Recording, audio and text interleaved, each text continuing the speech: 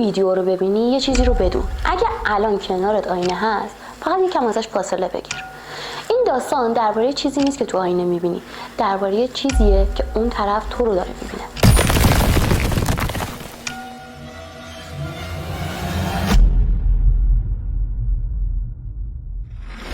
هر روز جلو آینه وای میسی برای درست کردن مو یا نگاه کردن به خودمون، ولی چند بار به اون چیزی که داره نگاهت میکنه دقت کردی؟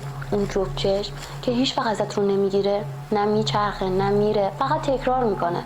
اما اگه یه روز اون طرف آینه تصمیم بگیره تکرار نکنه چی؟ اگه یه لحظه اون بخنده تو نه، اون موقع کی واقعی تره؟ تو یا تصویرت؟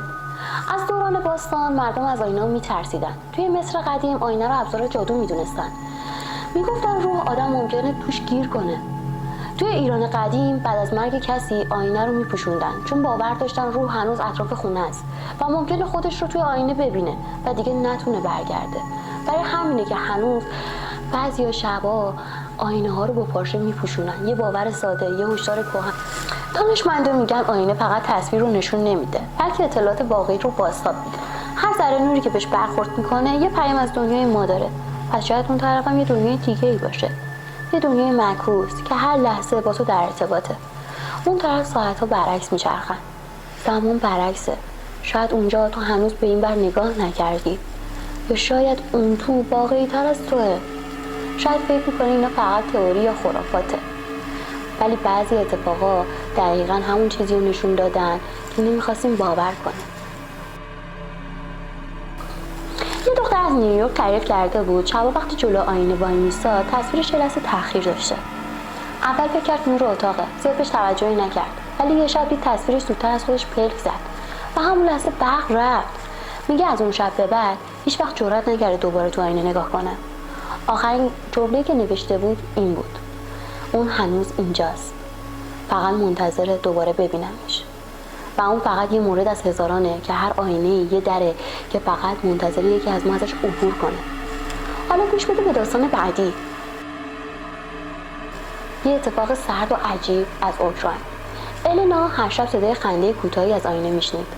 صبح که بیدار شد روی بخار آینه نوشته شده بود: تو شبیه منی ولی من تو نیستم.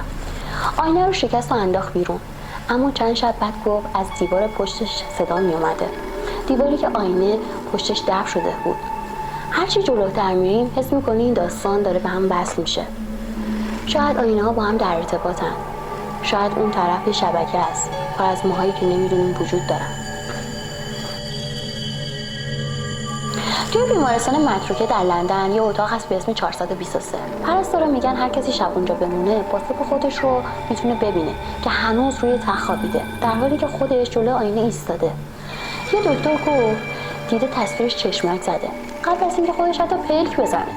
بعد از اون شب در اون اتاق برای همیشه بستن، چون هر کسی واردش میشد یه نسخه جدید از خودش بیرون میومد. ولی اگه همه اینا فقط یه داستان نباشه چی؟ اگه واقعا یه دلیل فلسفی یا حتی علمی پشتش باشه، یه نظریه هست که خیلی رو به فکر انداخته. یه نظریه هست به اسم انعکاس آگاهی. میگه آینه فقط جسمتو نشون نمیده، بلکه ذهن و آگاهیت رو بازتاب میده. یعنی هر بار خودت رو میبینی یه نسخه ذهنی ازت توی اون دنیا ساخته میشه. یه تو که داره نگاهت میکنه و یا شاید هم کم کم زنده بشه. شاید اون الان هم زنده است، فقط هنوز نوبتش نرسیده تا جاشو با تو عوض کنه. و اگه همه اینا درسته، اون وقت هر بار که جلوی آینه‌ای یه نسخه دیگه ازت داره تماشات میکنه. شاید همین حالا پس اگه یه شب تنها جلوی آینه‌ای فقط یه نگاه کوتاه بنداز، چون هر ثانیه که زل میزنی اون طرف قوی تر میشه. یه روز ممکنه زودتر از تو لبخند بزنه، یا زودتر پلک بزنه، یا فقط زودتر بیدار شه. رسیدیم به پایان ویدیو. اینها فقط داستان نبودن، اینها تکیه‌ای از باور قدیمی هستن که همیشه بین مردم بوده. اگه از این ویدیو خوشت اومده لایک و کامنت یادت نره. خوشحال میشم چنل رو سابسکرایب کنی.